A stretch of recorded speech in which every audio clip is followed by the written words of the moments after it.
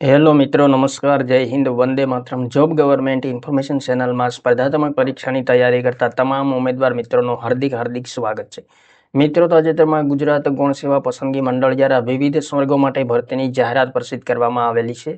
તો જાહેરાત ક્રમાંક 426/2026-27 રેડિયોથેરાપી ટેકનિશિયન વર્ગ 3 અંગે વિગતવાર સૂચનાઓ પ્રસિદ્ધ કરવામાં આવેલી છે. તો વિડીયોમાં મિત્રો શૈક્ષણિક લાયકાત, વય મર્યાદા અને સાથે સાથે મિત્રો અભ્યાસક્રમ પણ પ્રસિદ્ધ કરવામાં આવેલો છે. તો વિગતે જોઈએ મિત્રો. ગુજરાત ગૌણ સેવા પસંદગી મંડળ ગાંધીનગર દ્વારા આરોગ્ય અને પરિવાર કલ્યાણ વિભાગના નિયંત્રણ હેઠળના નિયામક શ્રી તબીબી અને શિક્ષણ સંશોધન હસ્તકની રેડિયોથેરાપી ટેકનિશિયન વર્ગ 3 વર્ગની કુલ 19 જગ્યાઓ સ્પર્ધાત્મક પરીક્ષા મારફતે સીધી ભરતીથી ભરવા માટેની પ્રક્રિયામાં પસંદગી યાદી તૈયાર કરવા માટે ઉમેદવારો પાસેથી ઓજસની વેબસાઇટ મારફતે ઓનલાઈન અરજીપત્રકો મંગાવવામાં આવે છે. આ માટે ઉમેદવારોએ ઓજસની વેબસાઇટ પર તારીખ 15/6/2026 સાંજના 18 કલાકથી 29/6/2026 રાત્રિના 11:59 કલાક સુધી ઓનલાઈન અરજી કરવાની રહેશે. અરજી કરવા માટે વિગતવાર સૂચનાઓ સહિત આ સમગ્ર જાહેરાત દરેક ઉમેદવારે પ્રથમ ધ્યાનથી વાંચવી જરૂરી છે, જેથી ઉમેદવાર જ્યારે અરજીપત્રક ભરતા સમયે કોઈ ભૂલ, ખોટી વિગતો દર્શાવવાનું ટાળી શકાય અને જેના કારણે ઉમેદવારી રદ થવાના પ્રશ્નો ઉપસ્થિત ન થાય. ભરતી પ્રક્રિયા સંબંધી તમામ સૂચનાઓ અહીં મિત્રો વેબસાઇટ આપેલી છે તેમના પર મૂકવામાં આવશે, તેથી વેબસાઇટ જોતા રહેવું અને ઓનલાઈન અરજી કરતી વખતે તમામ પ્રમાણપત્રો સાથે રાખીને વિગતો ભરવાની છે, જેથી અરજીમાં ખોટી વિગતો દર્શાવવાનું ટાળી શકાય અને અરજી રદ થવાને પાત્ર ન બને. અહીં મિત્રો કુલ જગ્યાઓ 19 છે. રેડિયોથેરાપી ટેકનિશિયન વર્ગ 3ની જનરલ કેટેગરી માટે 10 જગ્યા, આર્થિક રીતે નબળા વર્ગ માટે 1 જગ્યા, સામાજિક શૈક્ષણિક પછાત વર્ગ માટે 5 જગ્યા છે, અનુસૂચિત જાતિ માટે 1, અનુસૂચિત જનજાતિ માટે 2 જગ્યા છે. તે પૈકી મહિલાઓ માટે જનરલ કેટેગરીમાં 3 જગ્યા છે, આર્થિક રીતે નબળા વર્ગ માટે 1 પણ નથી, સામાજિક શૈક્ષણિક પછાત વર્ગ માટે 1 જગ્યા છે, અનુસૂચિત જાતિ માટે 1 પણ નથી, અનુસૂચિત જનજાતિ માટે પણ 1 પણ નથી. કુલ જગ્યાઓ પૈકી શારીરિક રીતે અશક્ત એટલે કે દિવ્યાંગ ઉમેદવારો માટે 1 જગ્યા અને માજી સૈનિક માટે 1 જગ્યા છે. ત્યારબાદ જગ્યામાં વધઘટ થવાની સંભાવના રહેશે અને અનામત છે ગુજરાતના મૂળ અનામત વર્ગના ઉમેદવારો માટે જ અનામત છે, તે ખાસ ધ્યાનમાં લેવાનું રહેશે. ત્યારબાદ મિત્રો દિવ્યાંગતા કેટેગરી પ્રમાણે મિત્રો જગ્યાની વિગતો આપેલી છે. તો સી કેટેગરી માટે 1 જગ્યા છે. વય મર્યાદાની વાત કરીએ તો 29/6/2024 રોજ ઉમેદવારની ઉંમર 18 વર્ષથી ઓછી નહીં અને 36 વર્ષથી વધુ ન હોવી જોઈએ.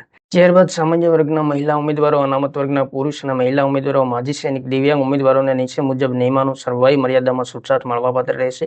સામાન્ય કેટેગરીના મહિલા ઉમેદવારો અને અનામત કેટેગરીના પુરુષ ઉમેદવારોને 5 વર્ષની છૂટછાટ મળશે, મહત્તમ 41 વર્ષની વય મર્યાદામાં. ત્યારબાદ અનામત કેટેગરીના મહિલા ઉમેદવારોને 10 વર્ષ, સામાન્ય કેટેગરીના દિવ્યાંગતા ધરાવતા પુરુષ ઉમેદવારોને 10 વર્ષ, સામાન્ય કેટેગરીના દિવ્યાંગતા ધરાવતા મહિલા ઉમેદવારોને 15 વર્ષ, અનામત કેટેગરીના દિવ્યાંગતા ધરાવતા પુરુષ ઉમેદવારોને 15 વર્ષ, અનામત કેટેગરીના દિવ્યાંગતા ધરાવતા મહિલા ઉમેદવારોને 20 વર્ષ. આ તમામ છૂટછાટ છે જે 45 વર્ષની વય મર્યાદામાં મળવાપાત્ર રહેશે. માજી સૈનિકના ઉમેદવારોને 3 વર્ષ સુધીની છૂટછાટ મળશે બજાવેલ સેવાના ફરજના સમયગાળા ઉપરાંત. ત્યારબાદ પગાર ધોરણની વાત કરીએ તો પ્રતિ માસ 26,000ના ફિક્સ પગારથી નિમણૂક અપાશે અને ઉક્ત ઠરાવના અન્ય લાભો મળવાપાત્ર થશે. ત્યારબાદ 5 વર્ષના અંતે ઉમેદવારની સેવાઓ સંતોષકારક જણાયથી સંબંધિત કચેરીમાં 7મા પગાર પંચના 25,500 થી 81,100 લેવલ 4ના પગાર ધોરણમાં નિયમિત નિમણૂક મેળવવાને પાત્ર થશે. ત્યારબાદ શૈક્ષણિક લાયકાતની મિત્રો અહીં વાત કરીએ તો higher secondary school certificate examination એટલે શૈક્ષણિક લાયકાત મિત્રો ખાસ ધ્યાનમાં લેવાની રહેશે. ત્યારબાદ મિત્રો કોમ્પ્યુટરનું પાયાનું જ્ઞાન તેમજ હિન્દી ગુજરાતી ભાષાની લખી વાંચી શક્તિ હોવા જરૂરી છે. ત્યારબાદ અગત્યની સૂચનાઓ આપે છે.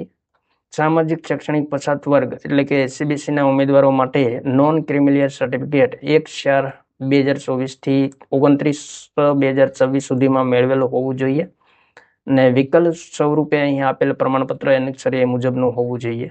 ત્યારબાદ ઈડબ્લ્યુએસના ઉમેદવારો માટે એનેક્સર કેસ અંગ્રેજી અથવા તો પરિષ્ઠ ગુજરાતી નમૂનામાં 30/6/2023 થી 29/6/2026 સુધીમાં મેળવેલું પ્રમાણપત્ર રજૂ કરવાનું રહેશે અને વિકલ્પ સ્વરૂપે અહીં આપેલું ઇન્કમ એન્ડ એસેટ સર્ટિફિકેટ મેળવેલ હોય તેવું પ્રમાણપત્ર રજૂ કરવાનું રહેશે. દિવ્યાંગ ઉમેદવારો માટે અગત્યની સૂચનાઓ આપેલી છે. ત્યારબાદ માજી સૈનિકના ઉમેદવારો માટે અગત્યની સૂચના આપેલી છે. વિધવા ઉમેદવારો માટે પણ અગત્યની સૂચના આપેલી છે.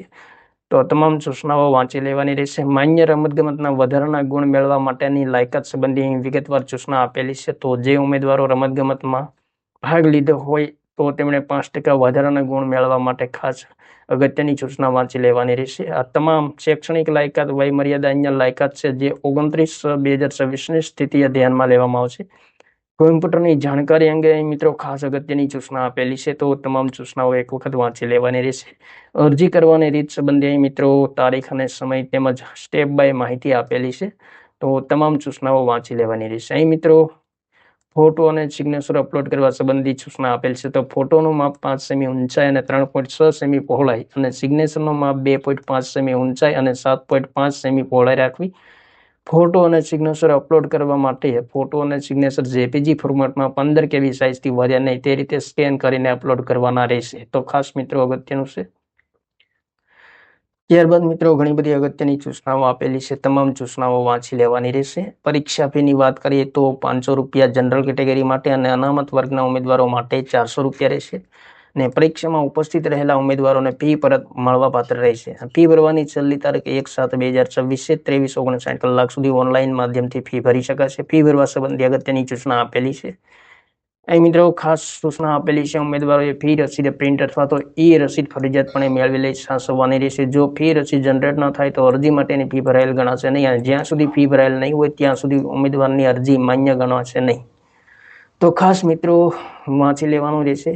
પરીક્ષા પદ્ધતિની વાત કરીએ તો MCQ પ્રકારના પ્રશ્નોવાળી CBRT OMR computer base response test optical marker recognization પદ્ધતિથી સ્પર્ધાત્મક પરીક્ષા લેવામાં આવશે અને પાર્ટ A અને પાર્ટ B એમ 2 ભાગમાં એક પ્રશ્નપત્રથી પરીક્ષા લેવામાં આવશે.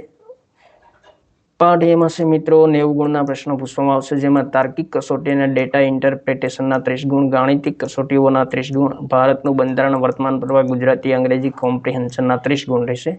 જ્યારે પાર્ટ બીમાં સંબંધિત વિષય અને તેની ઉપયોગિતાને લગતા 120 પ્રશ્નોના 120 ગુણ રહેશે. અહીં મિત્રો અભ્યાસક્રમની વિષય વસ્તુ નિયત કરેલ શૈક્ષણિક લાયકાત મુજબ રહેશે. પાર્ટ એમાં કુલ 90 અને પાર્ટ બીમાં 120, 210 પ્રશ્નો અને બંને પાર્ટ માટે સંયુક્ત રીતે 3 કલાકનો સમય આપવામાં આવશે, 180 મિનિટ.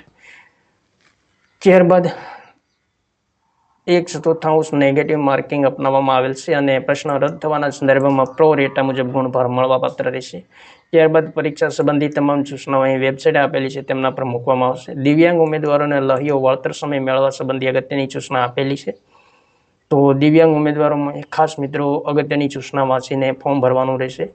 ત્યારબાદ પરિણામની પ્રસિદ્ધિ, પસંદગી યાદી, પ્રતીક્ષા યાદી તૈયાર કરવા, નિમણૂક સંબંધી તેમ ઘણી બધી અગત્યની સૂચનાઓ આપેલી છે. તમામ સૂચનાઓ એક વખત વાંચવી જરૂરી છે. ત્યારબાદ મિત્રો ઓનલાઈન અરજી કરવાની રહેશે અને સાથે સાથે મિત્રો અભ્યાસક્રમ પણ આપેલો છે પરીક્ષા સંબંધી. તો અંગ્રેજી અને ગુજરાતી બંને ભાષામાં અભ્યાસક્રમ આપેલો છે. તો ગુજરાતીમાં અભ્યાસક્રમ મિત્રો જોઈએ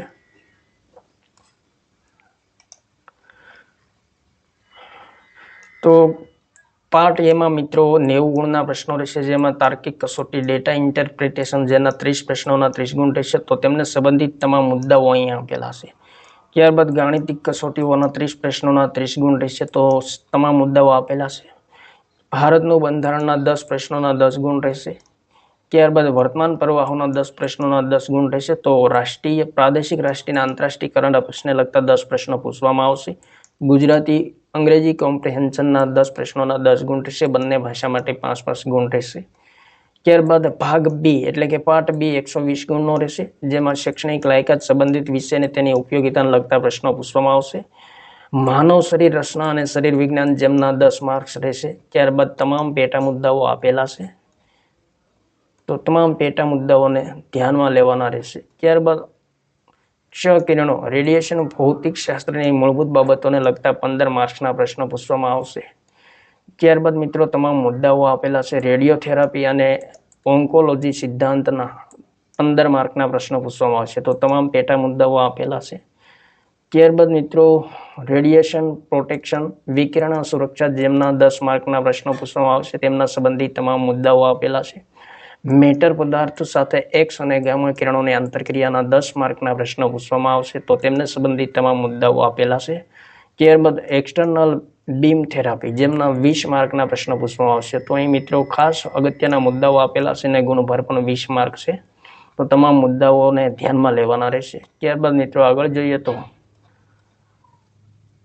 નીચેના કેન્સર અને પ્રસંગોપાત બિનાઇન રોગોનું રેડિયોથેરાપ્યુટિક મેનેજમેન્ટ, જેમના 10 પ્રશ્નો 10 માર્ક રહેશે. તો તમામ મુદ્દાઓ આપેલા છે. રેડિયોથેરાપી તકનીકોના ક્લિનિકલ ઉપયોગ, જેમના 15 માર્કના પ્રશ્નો પૂછવામાં આવશે. તો તમામ મુદ્દાઓ આપેલા છે, પેટા મુદ્દાઓ. ત્યારબાદ રેડિયોથેરાપીમાં તાજેતરની પ્રગતિ સંબંધી પણ 5 માર્કના પ્રશ્નો પૂછવામાં આવશે. અને પાર્ટ એ ના પ્રશ્નો ગુજરાતી અંગ્રેજી ભાષામાં રહેશે. અને ભારતનું બંધારણ વર્તમાન પ્રવાહ ગુજરાતી અને અંગ્રેજી બંને ભાષામાં, ગુજરાતી કોમ્પ્રિહેન્શન માત્ર ગુજરાતી ભાષામાં, અંગ્રેજી કોમ્પ્રિહેન્શન માત્ર અંગ્રેજી ભાષામાં રહેશે. પાર્ટ બી માટે ભાષા મિત્રો ગુજરાતી અને અંગ્રેજી બંને ભાષા રહેશે. તો આ મહત્વપૂર્ણ ભરતીની જાહેરાત પ્રસિદ્ધ કરવામાં આવેલી છે ગુજરાત ગૌણ સેવા પસંદગી મંડળ દ્વારા. તો જે ઉમેદવાર મિત્રો શૈક્ષણિક લાયકાત વય મર્યાદા ધરાવતા હોય તેમણે મિત્રો ખાસ એપ્લાય કરવું. થેન્ક યુ મિત્રો. જય હિન્દ. વંદે માતરમ.